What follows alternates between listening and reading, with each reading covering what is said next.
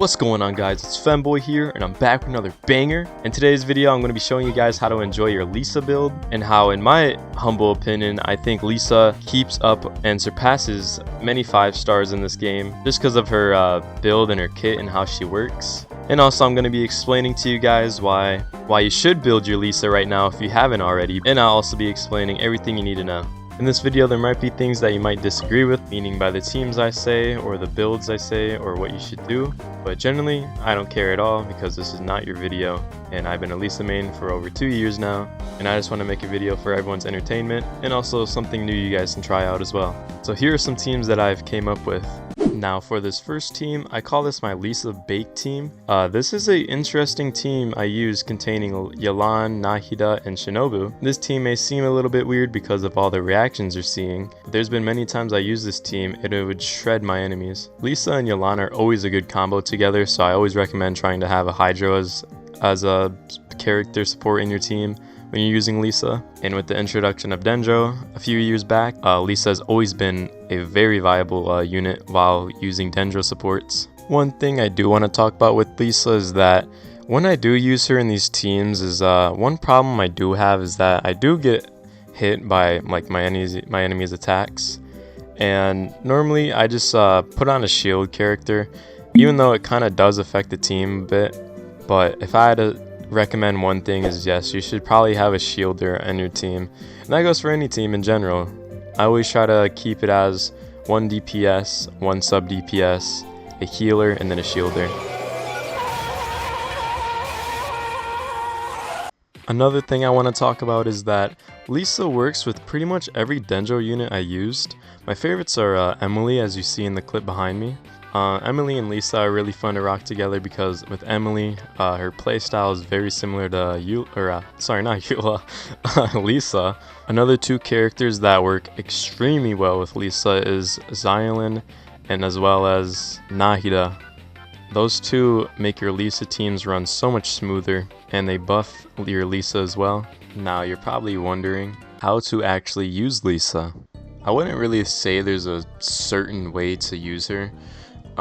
What I normally do is I just normal attack while I use my rotation. So my popular team I use with her is obviously what you're seeing right here with Yelan, Nahida, and Shinobu. This team's pretty interesting to me because after I do my rotation, I get my Yelan ult on, and I have Dendro applied by using Nahida Z. I just use normal attacks, and it works very well. If there's multiple enemies and they're like close up to me, I'll hold my E down and I'll do a bunch of AoE attack damage to them, and it's really satisfying doing that. There's a way you can kind of cancel out the normal attacks, like if you're spamming that, if you just keep pressing normal attacks.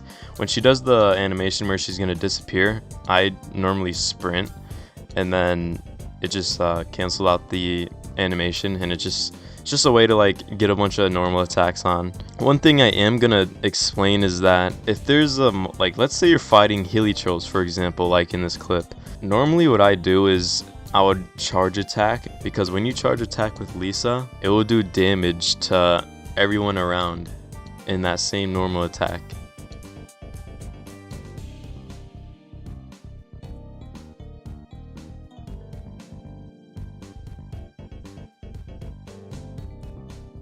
One thing about Lisa is that she is very supportive to everyone in Teyvat. You're in for a little shock.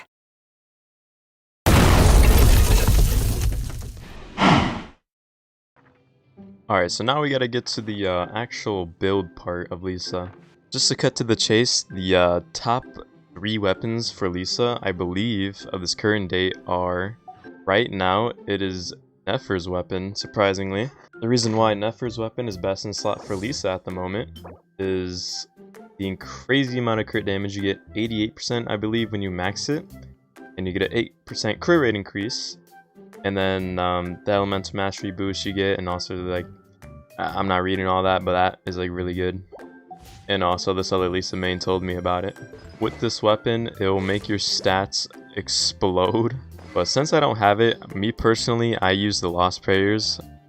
This is 3rd best in slot. I think the 2nd is Agara's Verity, which is Ye's weapon.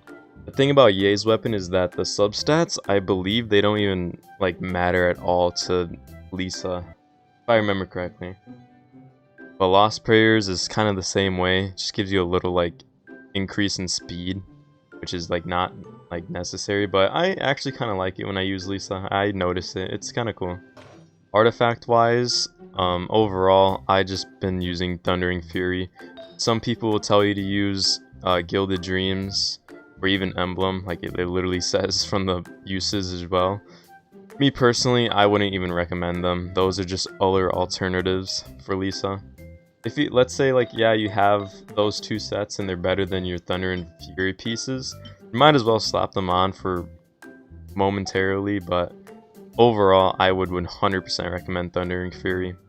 For Lisa Constellations, you can even enjoy Lisa at a C0. I played it, like I can tell you. I generally can't even tell you what any of these do, I just have them. Let's read. Increases defense, like bro, what the hell? Like, you don't need that. Lisa regenerates 2 energy. I mean, yeah, that's cool, more energy. Lisa Constellations, of course they're gonna help, but are they necessary? Not really. You can still be a very well Lisa main. For the talents though, I agree with this 100%. You should make your E first, because your E is what you will charge up for a high crit damage number on your opponents.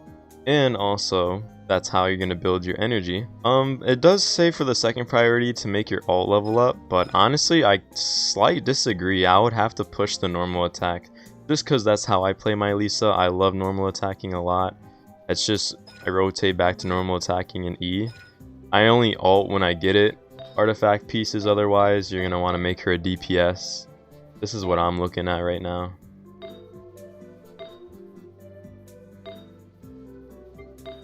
I've crafted my sands, and this goblet is actually, I got decently lucky. Got the crit damage circlet, got the electro goblet, and got the attack sands. Obviously, you're gonna want crit rate, crit damage. My overall